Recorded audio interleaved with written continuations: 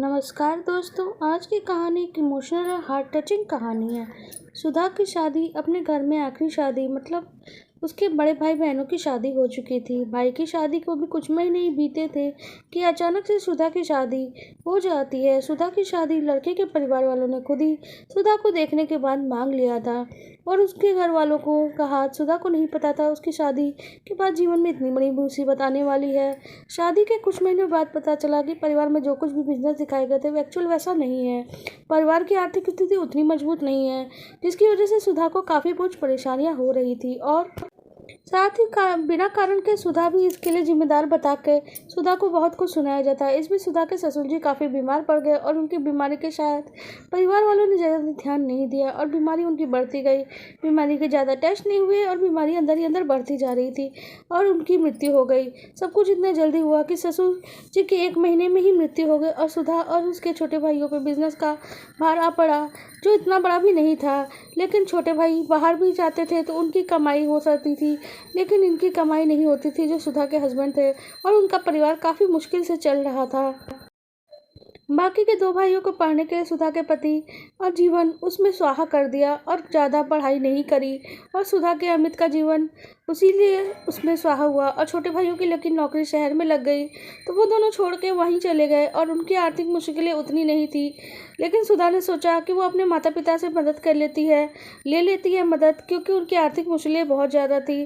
तो आखिर उसकी शादी बिना मांग के होने के चलते दहेज में भी कोई रकम नहीं दी गई थी। लेकिन वो बचपन से ही ये बात सुनते आ रही थी कि माता पिता ने तीनों ही भाई बहन के लिए बहुत सी संपत्ति और दहेज के लिए खर्चे के लिए इकट्ठा की है और दोनों भाई बहन के शादी के समय उनके ऊपर भरपूर खर्च भी किया गया था। पर सुधा की शादी मांग के होने के कारण 1 रुपया भी उस पर खर्च नहीं किया गया और कह दिया गया कि अगर ज़रूरत होगी तो तेरे हिस्से का पैसा तुझे दे देंगे। आर्थिक स्थिति उस समय सुधा की उतनी बुरी थी भी नहीं।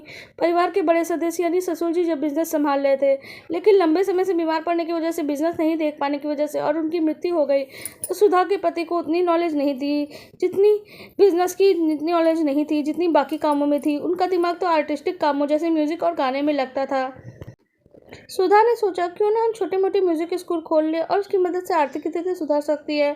और अमित की आवाज़ भी बहुत अच्छी थी, सुधा की भी आवाज़ अच्छी थी, उसने गाने की लेकिन कोई प्रैक्टिस नहीं करी थी। तो सुधा का मन इस चीज़ करने को तैयार हो रहा था। लेकिन जैसे ही उसने अपने माता पिता से अपने हिस्से की धन संपत्ति के बारे में बात की कि दहेज के रूप में तो आपने कोई खर्चा नहीं किया था, आर्थिक दिक्कत हो रही है, तो आप मेरे हिस्से की जो आर्थिक स्थिति थी वो मुझे वापस कर दीजिए और मुझे आर्थिक मदद चाहिए। आखिर उस संपत्ति पे जिसमें आपने 1 रुपया भी नहीं खर्च किया उसमें मेरा ही तो अधिकार है। लेकिन सुधा ने ये बात बहुत ही प्यार से कही थी। सुधा के मन में कोई ऐसी बात नहीं थी, लेकिन उसकी माँ बहुत ही ज़्यादा गुस्सा होकर बोलने लगी, तुम बेवजह की क्यों बातें कर रही हो? शादी के बाद भला कोई मुंह खोल के अपने अधिकार या पैसे के लिए कौन सी लड़की बात करती है? तुम्हें तो शर्म आनी चाहिए, इस तरह से मायके से पैसे मांग रही हो।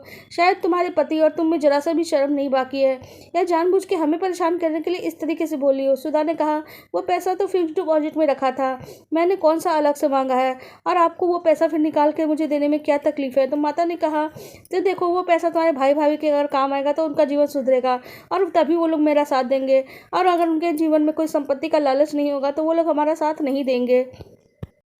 तो उन लोगों ने लात मार के हमें शायद बाहर भी निकाल दें। इससे अच्छा तुम हम लोगों से कुछ मत मांगो, और तुम अगर हमसे मिलने आते हो तो छोटे मोटे उपहार जरूर हम तुम्हें दे देंगे, लेकिन इतनी बड़ी आर्थिक सहायता अब हमारे बस में नहीं है। ये कहकर सुधा ने अपनी पल्ला झाड़ लिया, सुधा की माँ ने, और वो सुधा बहुत ज़्यादा परेशान हुई। आखिर उसने सारी परेशानी अपने पति से कही। पति ने कहा, शांत हो जाओ, सबका समय खराब आता है, खराब समय में किसी से उम्मीद करना बेकार है। और जब मेरे माता पिता ने भी साथ नहीं दिया, मेरे पिता तो इस दुनिया में रहे भी नहीं, और छोटे भाइयों से भी क्या उम्मीद रखना। माँ के पास तो इतने पैसे भी नहीं कि वो मेरी मदद कर सके, क्योंकि माँ के जेवर तो पहले ही बिजनेस स्थापित करने में दे दिए गए थे और वो बिजनेस आज डूब रहा है। लेकिन अब हम कुछ नहीं कर सकते, लेकिन हम बैंक से लोन ले सकते हैं। कुछ समय बाद ही सुधा और उसके पति ने बैंक से लोन का आवेदन किया और उसके लोन आवेदन कंप्लीट होने पर उन्होंने म्यूज़िक स्कूल खोला, जहाँ भी सुधा भी म्यूज़िक बच्चों को सिखाती और अमित भी बहुत सारे गाने बच्चों को सिखा देते थे। उसमें काफ़ी बड़े लोग भी आते थे और फिर उन लोगों ने काफ़ी लोगों का आना जाना शुरू हुआ और उसकी वजह से सुधा और अमित की आर्थिक स्थिति काफ़ी हद तक सुधर गई। लेकिन ज़िंदगी हमेशा एक सी नहीं रहती है। करीब 5 साल के बाद सुधा के घर में एक फ़ोन आता है जो सुधा की माँ का था। उसने कहा, माँ क्या हाल चाल है, लेकिन तुम्हारा बेटा बेटा तुम मेरी कुछ मदद कर सकती है। मेरे बेटे को तो मेरी बहू ने छीन लिया, वो तो मेरी एक बात भी नहीं सुनता है। ऐसा लगता है कि अगर मैं कुछ बोलूँ तो वो उस पर हाथ भी उठा देने को तैयार हो जाते हैं। मैं बहुत अकेला महसूस कर रही हूँ, तुम्हारे पिताजी भी अब नहीं रहे, तो क्या तुम मेरा साथ नहीं दोगी? सुधा, आखिर तुम मेरी बेटी है, क्या तुम मुझे कुछ दिन के लिए अपने पास बुला सकती है? तो सुधा ने फ़ोन काट दिया ये कह के कि अब माँ, मेरे लिए भी पॉसिबल नहीं है। जिन लोगों ने मेरा समय रहते साथ नहीं दिया, अब मैं उन लोगों का साथ नहीं दे सकती। मैं आपको बुला लूँ, समय रहते आप लोगों ने मेरे बारे में नहीं सोचा। मेरे हिस्से की तकलीफ जो पिछले 6 साल से चली आ रही थी, शायद आप लोगों को उस समय कुछ महसूस नहीं हो रहा था। और जब आपका बुरा समय आया, मेरी आर्थिक स्थिति कमज़ोर में, आप लोगों ने मुझे याद नहीं किया। लेकिन जब आपकी आर्थिक स्थिति कमज़ोर हो गई और आप सब संपन्न थे, अब संपन्नता ख़त्म हो गई, तो आपको दिक्कत आई, तो आपने मुझे याद किया। मुझे ऐसे मतलब के रिश्ते नहीं निभाना, मुझे माफ़ कर दो, यह कहकर सुधा ने फ़ोन रख दिया। आपको क्या लगता है इस कहानी में सुधा ने सही किया या गलत? अपनी राय कमेंट सेक्शन में ज़रूर दीजिएगा।